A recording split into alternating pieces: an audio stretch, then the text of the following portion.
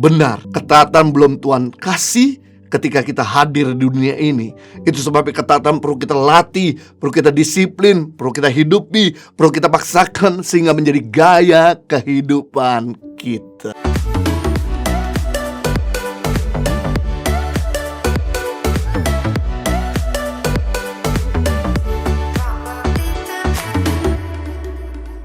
Kalau sudah senang dengan sebuah judul khotbah, saya mau sampaikan pada ibadah ini dengan topik yaitu tujuan penundukan diri. Ada pepatah, di atas langit selalu ada langit.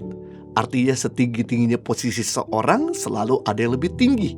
Nah, otoritas selalu lahir dari penundukan diri kepada orang yang ada di atas kita. Kita tidak akan pernah bisa memimpin orang lain dengan baik kalau kita sendiri tidak bisa dipimpin dengan baik. Kita tidak akan pernah bisa menjadi orang tua yang baik kalau kita sendiri tidak pernah bisa menjadi anak yang baik bagi orang tua kita. Kita tidak akan bisa menjadi manajer yang baik kalau kita sendiri tidak pernah menjadi bawahan yang baik bagi manajer kita atau perusahaan di mana kita bekerja. Selama kita hidup di dunia ini, kita tidak pernah lepas daripada hukum tabur dan tuai.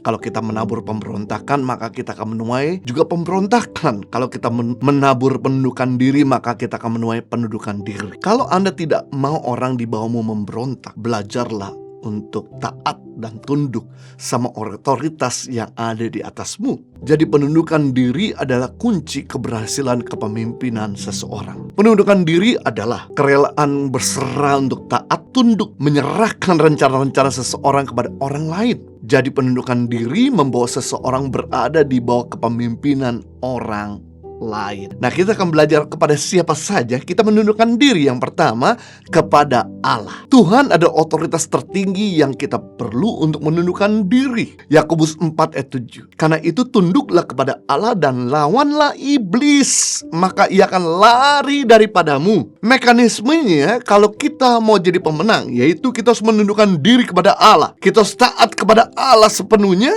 maka sudah pasti iblis akan lari daripada kita. Maka kita akan lebih daripada pemenang. Jadi jangan coba dibalik. Lawan iblis dulu, tapi tidak tunduk sama Allah. Maka kita akan lari dari iblis. Jujur, saya melihat banyak orang malah melakukan yang terbalik daripada firman Tuhan. Mereka tunduk kepada temptation atau godaan dan malah menolak kasih karunia anugerah Tuhan. Coba pikirkan, berapa banyak di antara kita yang sebenarnya jatuh dalam berbagai cobaan atau temptation again and again lagi, terus menerus dalam kehidupan kita, hanya karena kita tunduk kepada pencobaan dan malah menolak kebenaran Tuhan. Tunduk atau menolak kebenaran perlu dilatih, sama seperti otot yang perlu dilatih sehingga dia akan semakin berkembang dan kuat. Demikian ketaatan semakin dilatih, maka semakin kuat dan berkembang. Ketaatan bukan merupakan program utama yang Tuhan injek ketika kita lahir di muka bumi ini. Ketaatan bukan merupakan program utama yang Tuhan infus, yang Tuhan kasih ketika kita ada di dunia ini.